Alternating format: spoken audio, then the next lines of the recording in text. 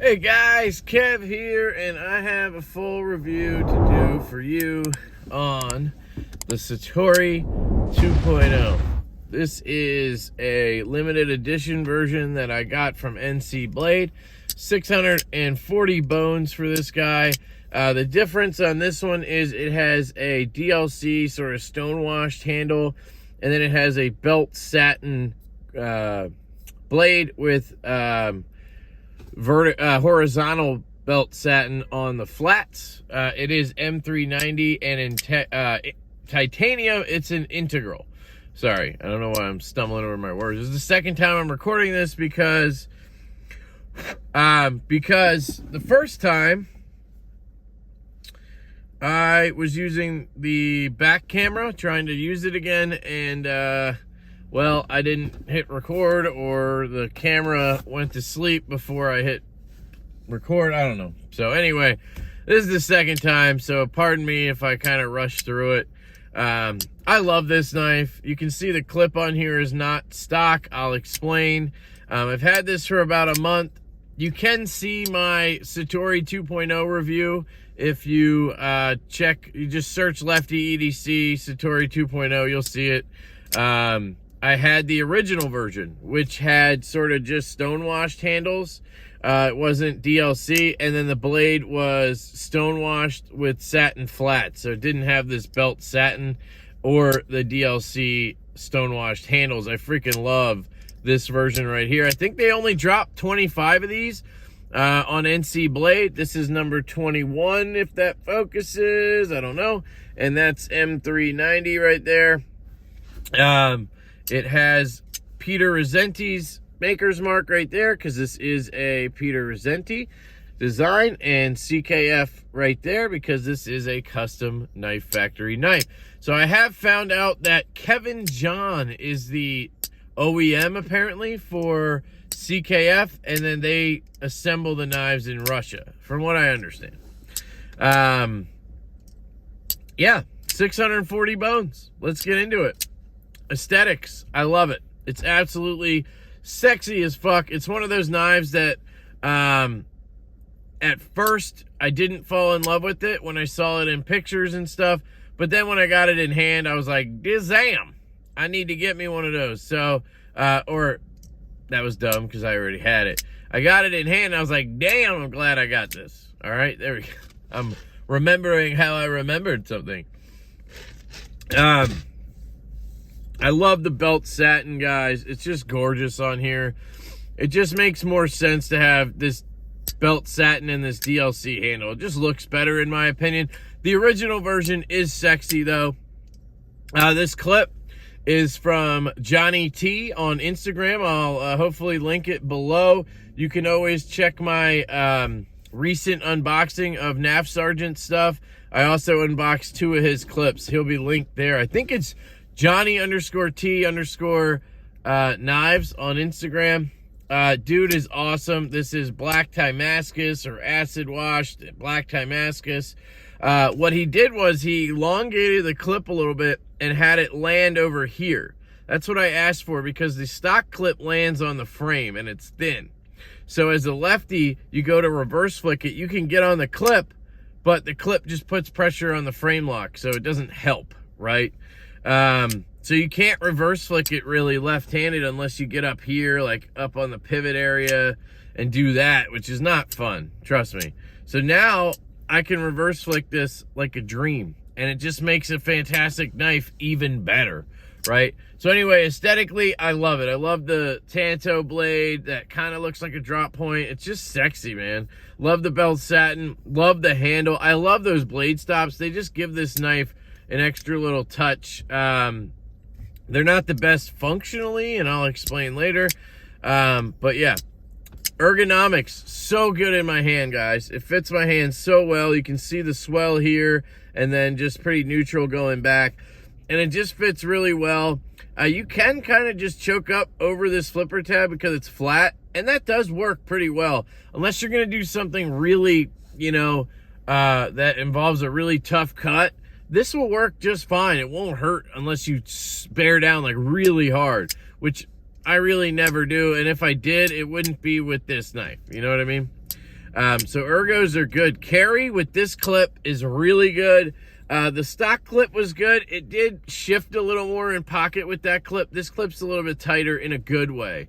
You just have to make sure when you put this one in pocket that, here's a glove, this is dumb, but when you put this one in pocket that you go vertically. You have to kind of hug the jeans, right? Otherwise this clip, the ramp portion, won't make it over.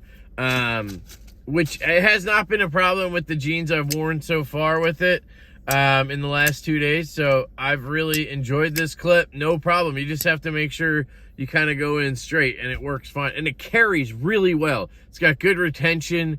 The knife doesn't shift at all, which I really like. Cutting is phenomenal, guys. This hollow grind back here is excellent, very thin. And then you have a flat up at the tip, very robust looking tip. I love the secondary tip on a Tanto. I use that for cutting Amazon boxes. Cutting into packages. And then I use it for cutting out shipping labels if I don't want to bend up for the tip, right? So she said. Love the cutting, guys. The M390 on here, as far as I can tell, is very well done. I've had no issues. One thing I want to talk about is this belt satin. So I watched a review from one of my best buds, Jake, over at Bearded Gear. He reviewed the Brian Brown Knives Raptor, right? Today's the 22nd of January for me, by the way.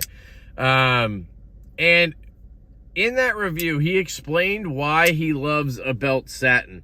And I had never thought of it this way, and it just was like, duh, that's probably why I love it too, other than it just looks sexy. But the type of cuts that I do, it's cardboard, it's paper, it's packages and shit, right? But the only thing that's really going to scratch it is cardboard, right? And when I push through cardboard, what happens? Well, you go in like this. So if you were to get any scratches, they would be vertical anyway. So it hides wear really well on that belt satin as opposed to a hand satin or a horizontal satin. So I thought that was a great explanation, and it really clicked with me because I was like, yeah, duh. So, yeah, cutting's excellent, guys. The sounds.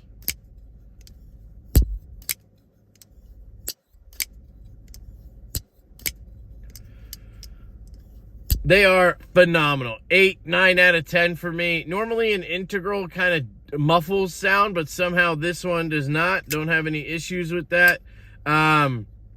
You get a lot of clicks, right? Because you get the click when it comes out because it has a nice detent that pops a little bit. So you get a little click on the deployment, and then on close you get a click when it disengages, a click when it hits your nail, and then a good click on the close. So it's just like a lot of nice sounds in a good way. I love it. Action. Okay, we are dead nuts centered. Detent. That's one thing they changed on this run. Whatever they did on these 25, I think it was only 25 on this black handled one. Whatever they did was just excellent because that's why I got rid of my first Satori 2.0. I loved it, but the detent sucked. Go watch my video on it, right? I just harp on the detent. This one, they dialed it up, guys. Even after breaking in, it's just perfect. Yes, I can fail it if I really try. My finger's on the lock bar there. Let's see. Like, I can fail it, right? But the original version, you would do this and break the detent, and it would literally just go like this. It was so bad, guys. This deploys all the way with a good flick. I mean, I don't have to do much, and it's deploying, right? Left-handed, barely pulling that. I mean, again, you can fail it, but I'm telling you, this detent is money on this knife. That was me. It's just money. I love sitting here flicking this thing with the flipper tab. So some people have recommended doing a flipper delete. If I owned the original version, yeah, I would probably do a flipper delete, but not on this one. This one has an excellent flipper deployment. I love it. And then you have the reverse flick, which is money. That's why that flipper tab can't be too strong. And it's so good for the reverse flick, guys. And now with this clip, I can do it. Right-handed, you could always do a reverse flick, which, if you're right-handed, I don't know why you don't own this knife, unless detent, right? This new version, though, find one. I'm telling you, I am so grateful to Johnny that I can do this now. It's just so much better. And I already loved it, right? Now, you can also do a thumb flick left-handed, which is nice. You can catch that blade stop, or you can even get in the tip of the fuller and push. And then right-handed now with this clip, you can do a thumb flick. You just have to try to stay off the lock bar, and you can do it. It was really hard on the with the original clip because you would put pressure on the clip, which would put pressure on the lock bar. This clip just changes the game on this knife. I love it. The action on the close, guys.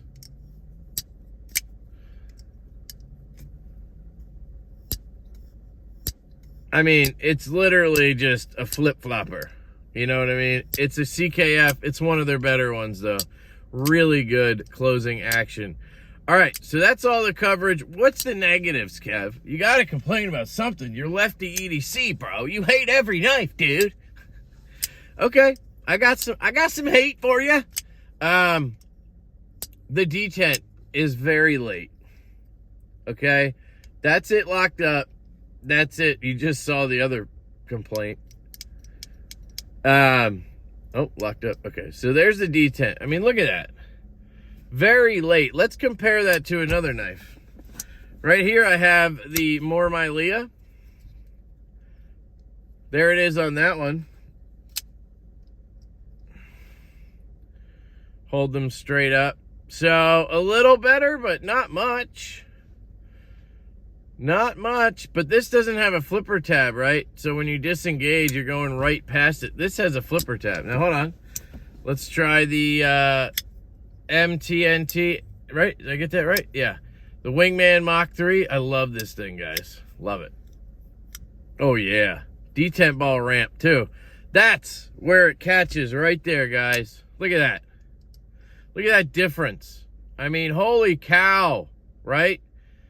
So this one is just going to go right past it, and then, oh, sorry. It's on a ramp right now, so that's a whole nother conversation. Go check out Knife Nerdery. He just posted a video about detent ball ramps. Dude, it explains a lot. Because even if you have a ramp, it doesn't necessarily mean, like on this is where it breaks. I'm past that break, but technically I'm not past the break. I'm on a ramp now. So if I go to shake it down, I'm going to end up shaking it up. See that? But it does make it smoother getting past it, if that makes sense. So it's a much smoother drop like that. Hard to explain. You don't have to shove the lock bar to the other side so much. So anyway, that's a negative on this, but the flipper catches right after that break. So it usually is fine. Occasionally I'll put my finger too high and then I catch it on the break, and I have to do that, right? Catch it on the detent. But usually at this point, I've learned pretty much to do it. And if you don't want to chop your finger off, it's kind of nice to just get it to there and then push past. So, negative number one. Negative number two is the lockup. If you slow roll it out like this, it will not lock up. You have to give it a little something like that to get it to lock up. Just letting it, see that? So, I've never had that like happen in use where it didn't lock up, because, you know, when I'm flicking, I'm giving it enough force. When I'm flipping, I'm giving it enough force. Even if I slow roll it, I'm going to slow roll it out with a little bit of authority. I'm not just going to go like this. You know what I mean?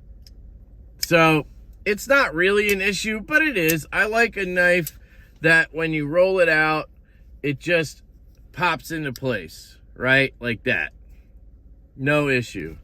Most knives are going to do that. Even a $50 knife, right? But it's okay. It's probably partially because it's an integral or integral. Yeah, there's probably some factor here. I honestly think it's the blade stops.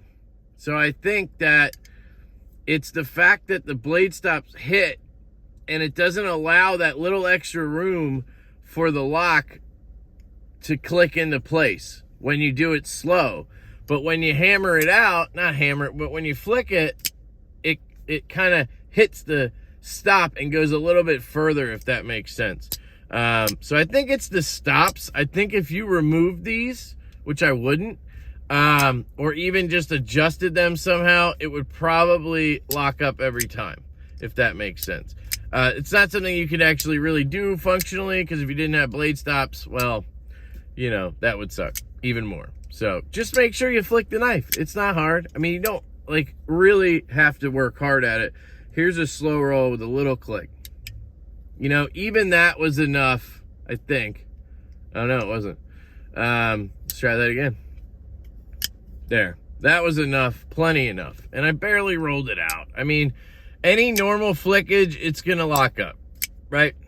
So if you want to call that a complaint, you can. It bugs me, but it's not a big deal, right? It doesn't bug me. It's just a thing, you know? All right, that's it, guys. That's the Satori 2.0 special edition with the black washed handles and the satin blade and the Johnny T epic timascus clip. Hit him up if you guys want clips. I'm pretty sure I'm going to get more. More and more, I'm taking the knives I truly love and I'm pimping them the fuck out. That's what you do, man. You take the knives you love and you pimp them, because there's not enough knives that I truly love like this, right? Like, I like a lot of knives. I have a lot of knives in my collection. But like the knives that really resonate with me, there's only like 10. You know what I mean? And when I have a knife like that, I want to pimp it out. I want to make it even better. And this isn't a huge change to the knife. It's just a clip. But it totally, drastically improved it for me personally. So, I don't know. You do you, I'll do me. But I love this knife. Satori 2.0 from CKF. It has been reborn, baby. Or it's been redeemed. Because, yeah, the original just wasn't there for me with that detent. And they have nailed it. So that's it, guys. I love you all. I hope you have an absolutely fantastic day, and I will catch you later.